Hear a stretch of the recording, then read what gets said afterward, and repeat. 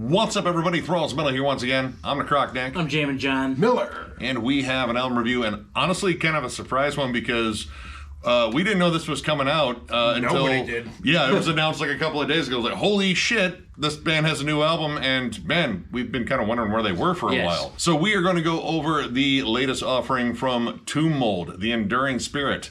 This comes out at least digitally on the 15th of September on $20 spin. It'll come out physically October 13th. And for those that don't know, this band formed in 2015 in Toronto, Ontario. This is their fourth full-length overall. First one in 4 years. We actually went over Planetary Clairvoyance when it came out. We actually bought it at the show like a week before it came out. And we actually went over their Aperture of Body demo that came out last year, which kind of served as a teaser. And man, we thought that that was sort of telegraphing what was going on, and it only partially did, because I have to say, this is easily the most different thing this band has put out.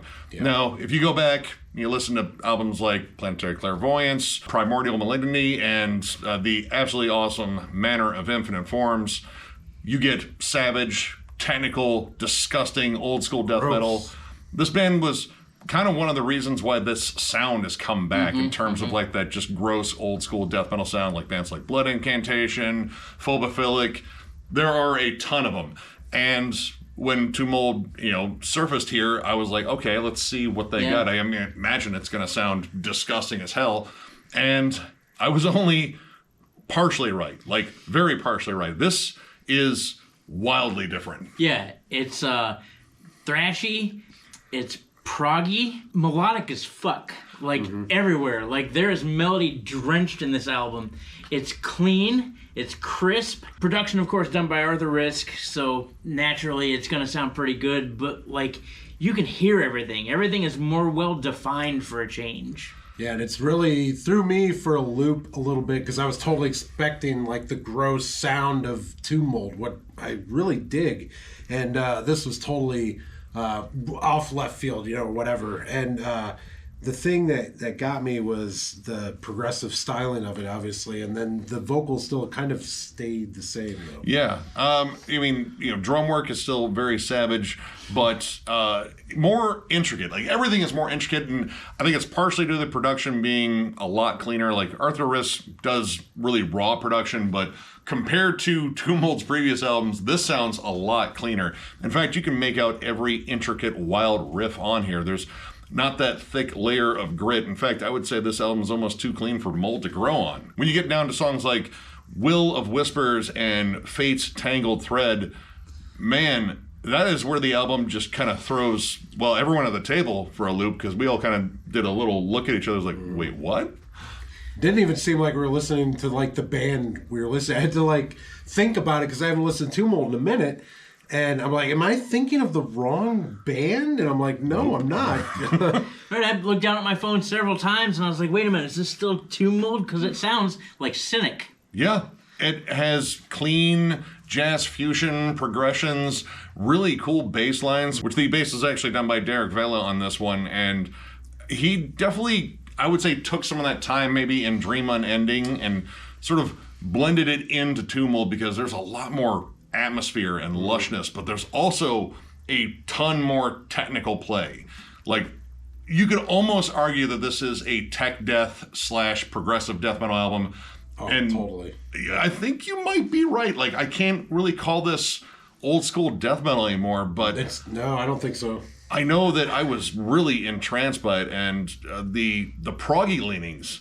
I mean, if you're going to change what you're doing, make sure you're doing it well. And man, like the intricacy of these songs, the transitions, whether they're sharp or gradual, are really well done.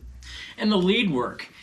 I don't recall Tomb Mold having too much by way of leads in the past. If they did, they were sporadic at best. But there's a lot of stuff that's very comparable in my mind to both like Cynic and Exvius as far as leads are concerned. Like Fate's Tangled Thread, Angelic Fabrications, Servants of Possibility, and even the title track. Just these free-flowing, smooth, jazzy, fusion-y type of leads. Yeah, and actually having like a traditional solo spot. This is the spotlight. This is the 4 to 8 bars, or even in some of these songs, 16 bars. Of just these long, really well thought out solos that are really beautiful. And in Fate's Tangled Thread, because Jammin Jon brought it up, even the underlying riff and some of that, especially the solo in that song, is like sick as fuck. Yeah. The riff is, and they got that little Floyd Rose on it. They do they work the Floyd Rose tremolo into the riff without it being like this high pitched, squeal that I love. But they change it up in this, and they do a fantastic job with it. It really wouldn't fit in terms of like the old style of lead play, because their lead play was generally more that old school death metal side. They're squawky, while they were still tuneful and well structured. It was more built around like dive bombs and sort of like distant atmosphere. These are more like about the phrasing, the clean passages, the atmosphere in here. Honestly, I would say it never felt threatening. No. It felt more spacey and sort of cosmic. Like, they definitely took a shift in terms of the themes on the last album with, like, slightly more of a sci-fi tinge. But here, like, the themes fit the music really well. It's almost like they could be called the Cosmic Tomb at this point or something. Yeah, that's too good of a name. It's probably already taken. Yeah, probably. Now, don't worry, like, this isn't all entirely just like a big, lavish, proggy number. There are still absolutely savage tracks. The opening track, Perfect Memory, Angelic Fabrications, and Flesh as Armor. Man, there are some absolutely brutal sections. Definitely more familiar territory. You get some good galloping chugs on Flesh as Armor, and the riffs are a little bit, gnarlier. Again, like, it doesn't feel like threatening, which is weird. Like, I kind of like that whole feel, like, where it's just murky and there's like some disgusting beast growling at you over just the most distorted, ugly guitars. But there is that aggression to it. But I like how that ties in with the more technical style here, because it is still a constantly shifting, weird song. There's even some moments on there I would definitely compare to like Atheist, or even maybe Voivod at their absolute heaviest. In Angelic Fabrications, they do a really good job of writing the riffs in like kind of a back and forth thing, either with pace changes, or like in Flesh's Armor, where they do this question answer thing with the guitars and the rest of the band. I really enjoy that stuff, and Angelic Fabrications, it's a great example of that, kind of like a pace change back and forth that works really well.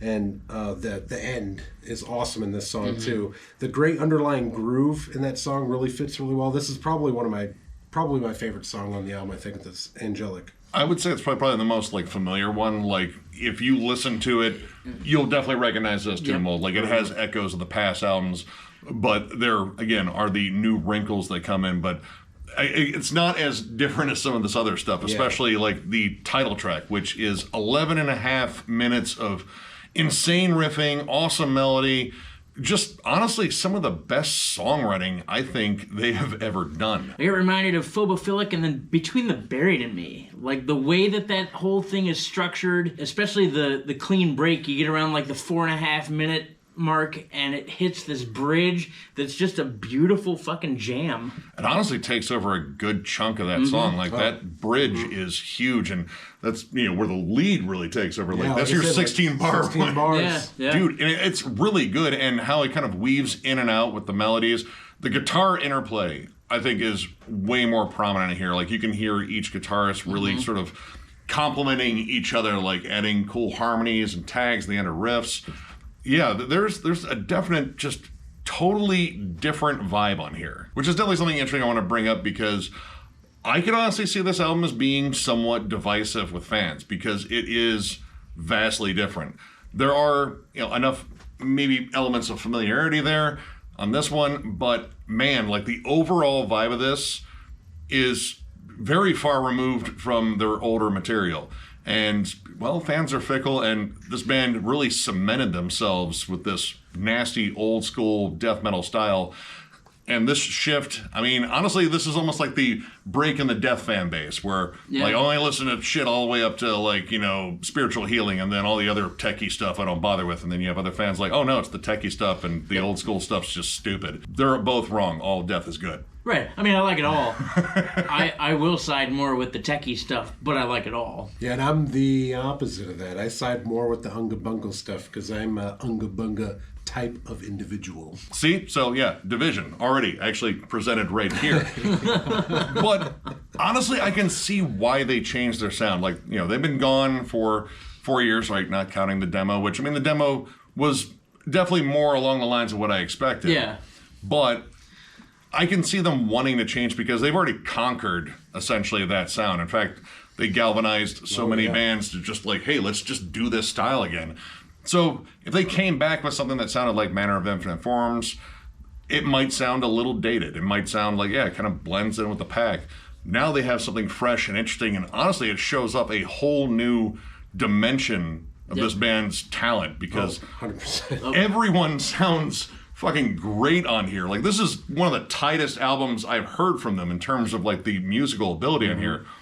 But again, I can definitely see it being divisive. Which is why I'm going to go lean more toward the 3-5 range. I love Tomb Mold. I'm going to listen to this over and over because I think as I dissect it more and like really kind of wash my brain a little bit from my mode that I'm in right now, which is really like a straightforward caveman style death metal old school vibe. And here in Tomb Mold, I was like, sweet, we're going to get some gross shit. And we got some gross shit, but we got the more progressive tech side of things that I get into, but I don't. It's not something I'll revisit all the time.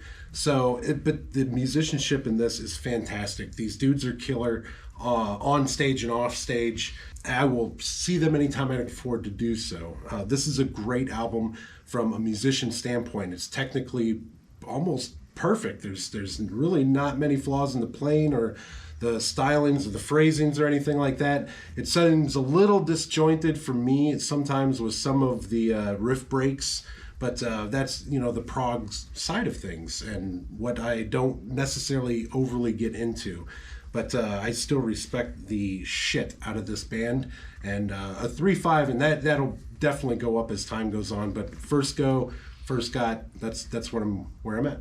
I'm going to rate it a 4.5. I thought this was brilliant. Albeit a shift from the Tomb Mold, I know they took elements of their old sound and incorporated it with this beautiful mass of work. Like, the riffs are intricate as fuck. The melodies are awesome. There's a good mixture of riffing. Sometimes it's brutal, sometimes it's not, sometimes it's clean. Truly more of the prog stuff that speaks to me. I'm a giant prog fan.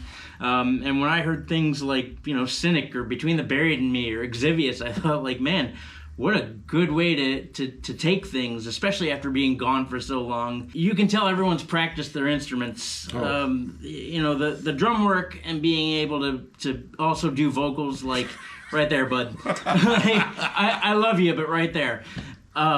Yeah, it's just a killer fucking jam. If you're fans of bands like Anata, Blood Incantation, Death, Decrepit Birth, Demolich even, you're probably really going to dig this. I would definitely recommend you check it out. Albeit it's not Tomb Mold's style and what you may be used to, but the offering they brought to the table was top-notch. I'm going to go kind of actually right in between you guys. I'm going to go with a 4.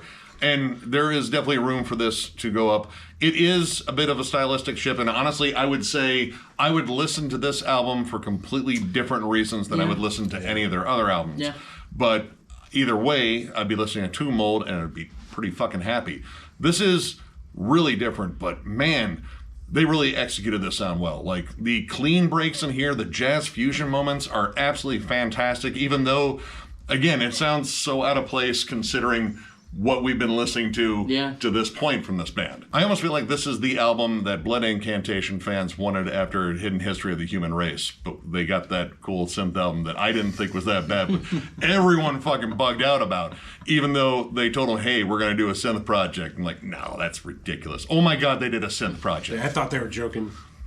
Nope. Anyway, I digress. This is an awesome album, and man, a whole new dimension, and honestly, it kind of carves a new path for this band. I am legit curious what comes after this. They executed the sound almost flawlessly. Like, this is some of the most intricate stuff I've heard from them. The riff work is sensational. First time I think I've really noted the bass work. Like, it's also fucking killer. And dear God, the fucking drummer's the singer. That's just absolutely insane, especially now because this drum performance was even tighter than the last one. Yep. Spot on. Yep. Spot the fuck on. I mean, I'll still say if you like Tomb Mold, definitely get this. Know that it is definitely different. Like, again, Cynic, Atheist, Blood Incantation. It's kind of walking a line between two camps here, but I think its foot is more like placed in the prog camp on this one. And for all you like big caveman death metal fans, like, yeah, they taught this caveman how to read and write and dress itself, and that just kind of ruined it. Maybe. I don't know. For us other morons that haven't learned how to read and write. Drag your knuckles to the record store and get it either way. Trust me. It's awesome. Just check it out. So if you enjoyed this video, give it a thumbs up. And if you're new to the channel, subscribe because we do stuff like this all the time. And we have a Patreon if you would love to help us out there. We don't do much on there, but it does help keep the lights on, so to speak. And we'll have a link down there, thrallsofmetal.com. The store is up. And look, we got some shirts. Well, hey, there we go. Cover Nick. And a hat. Cover him up. Yeah, so you can check that out on the website down there. Also, live events. We're doing some live events. We got Flesher that's going to be in Pierre's at Fort Wayne next Friday, the 22nd. And then Yotuma's going to be in town hanging out with us Sunday in Bowling Green, Ohio. And then October 1st at Frankie's, our hometown stomping grounds. Revocation, Unearth, Entheos, and High Command. $25, man. Fucking come out. I know you're not doing anything. Come out. Yeah. Yep. And of course, thank you guys so much for liking, subscribing, following, all that shit. It means the world to us. It's, again, amazing doing this. And yeah, this was a fun little surprise album to go over. And we have a ton more to go over because, again, the gauntlet is on. The releases are just pouring out. And bam, bam, bam. we're going to try to cover as many as we can. Fuck my end of year list. Yeah, it's already getting fucking crazy. So, yeah, thank you again for everything you guys do, and we will catch you later.